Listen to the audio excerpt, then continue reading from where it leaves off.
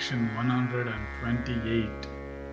Vaisampayana said, and Bhisma and Kunti with their friends celebrated the Sraddha of the deceased monarch and offered the Pinda, and they feasted the Kauravas and thousands of Brahmanas, unto whom they also gave gems and lands. Then the citizens returned to Hastinapura with the sons of Pandu. Now that they had been cleansed from the impurity incident to the demise of their father, all then fell to weeping for the departed king. It seemed as if they had lost one of their own kin.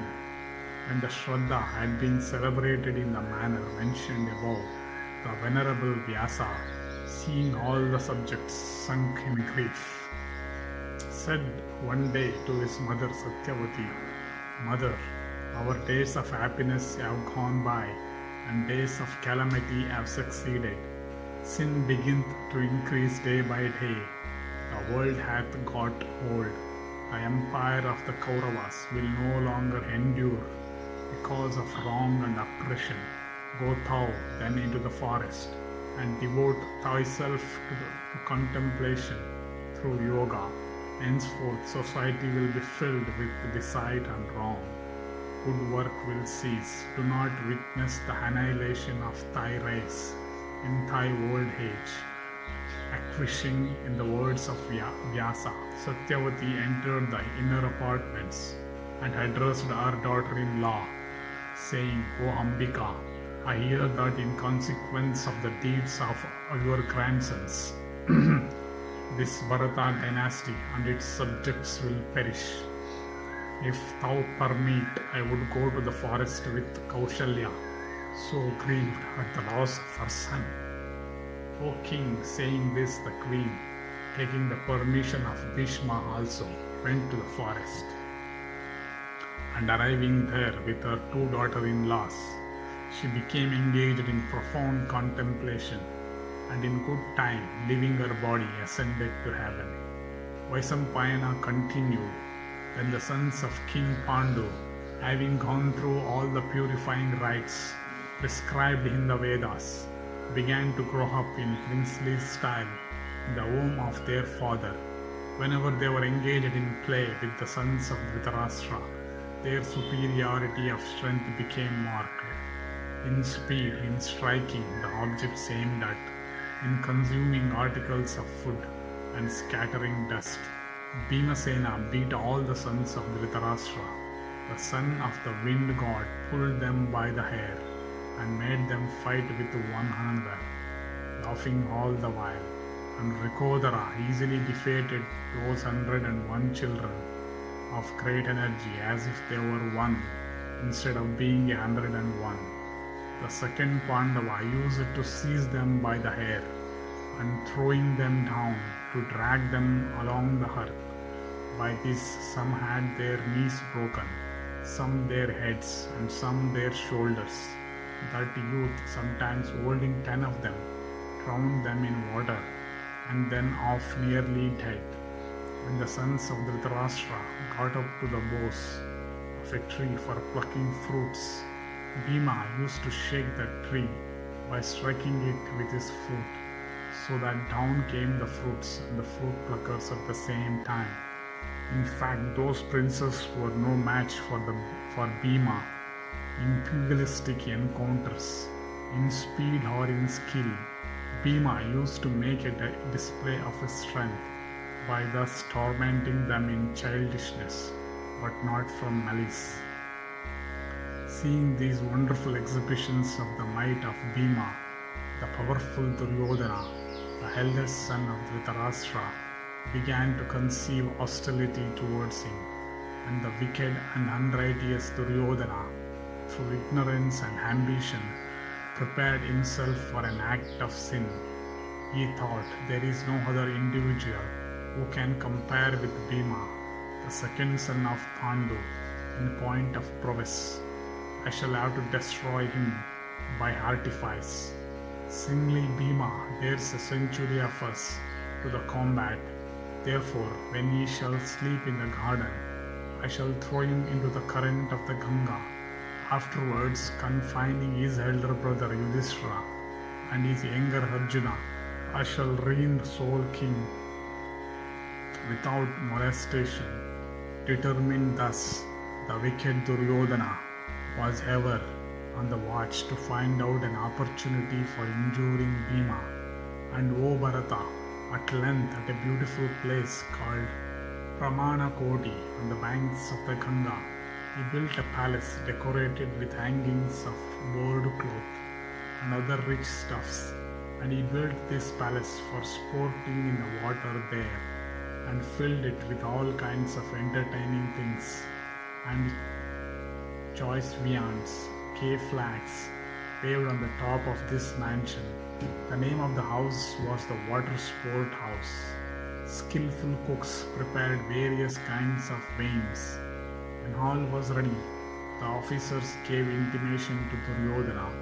Then the evil-minded prince said unto the Pandavas, "Let us all go to the banks of Ganga, graced with trees and crowned with flowers, and sport there in the water." And upon Yudhishthira agreeing to this, the sons of Dhritarashtra, taking the Pandavas with them, mounted country-born elephants of great size and cars resembling towns and left the metropolis. On arriving at the place, the princes dismissed their attendants and, surveying the beauty of the gardens and the groves, entered the palace, like lions entering their mountain caves. On entering, they saw that the architects had handsomely plastered the walls and the ceilings, and that painters had painted them beautifully. The windows looked very graceful, and the artificial fountains were splendid. Here and there were tanks of pellucid water, in which bloomed forests of lotuses. The banks were decked with various flowers, whose fragrance filled with atmosphere. The Kauravas and the Pandavas sat down and began to enjoy the things provided for them. They became engaged in play and began to exchange morsels of food with one another. Meanwhile, the wicked Duryodhana had mixed a powerful poison with a quantity of food, with the object of making away with Bhima. That wicked youth, who had nectar in his tongue and a razor in his heart, rose at length and in a friendly way fed Bhima largely with that poisoned food, and thinking himself lucky in having compassed his end, was exceedingly glad at heart. Then the sons of Dhritarashtra and Pandu together became cheerfully engaged in sporting in the water. Their sport having been finished, they dressed themselves in white habiliments and decked themselves with various ornaments. Fatigued with play, they felt inclined in the evening to rest in the pleasure house belonging to the garden. Having made the other youths exercise in the waters, the powerful second Pandava was excessively fatigued, so that on rising from the water, he lay down on the ground. He was weary and under the influence of the poison, and the cool air served to spread the poison over all his frame, so that he lost his senses at once. Seeing this, Duryodhana bound him with cords of shrubs and threw him into the water. The insensible son of Pandu sank down till he reached the Naga kingdom. The Nagas, furnished with fangs containing virulent venom, bit him by thousands. The vegetable poison, mingled in the blood of the son of wind god, was neutralized by the snake poison. The serpents had bitten all over his frame, except his chest, the skin of which was so tough that their fangs could not penetrate it. On regaining consciousness, the son of Kunti burst his bands and began to press the snakes down under the ground. A remnant fled for life, and going to their king Vasuki, represented, "O king of snakes." The man sunk under the water, bound in cords of shrubs. Probably he had drunk poison, for when he fell amongst us, he was insensible, but when we began to bite him, he regained his senses, and bursting his fetters, commenced laying at us. May it please your majesty to enquire who he is. Then Vasuki, in accordance with the prayer of the inferior Nagas, went to the place and saw Bhimasena. Of the serpents there was one named Aryaka, and he was the grandfather of the father of Kunti. The lord of serpents saw his relative and embraced him. Then Vasuki, learning all, was pleased with Bhima and said to Aryaka with satisfaction, "How are we to please him? Let him have money and gems in profusion." On hearing the words of Vasuki, Aryaka said, "O king of serpents, when your majesty is pleased with him, no need of wealth for him. Permit him to drink of Rasakunda, nectar vessels, and thus acquire immeasurable strength. There is the strength of the thousands elephants in each one of those vessels. Let this prince drink as much as he can." The king of serpents gave his consent, and the serpents thereupon began auspicious rites. Then, purifying himself carefully, Bhimasena, facing the east, began to drink nectar.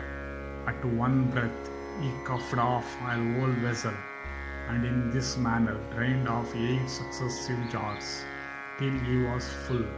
At length the serpents prepared an excellent bed for him, on which he lay down at ease. Thus ends the 128th section in the Sambhava Parva of the Adi Parva.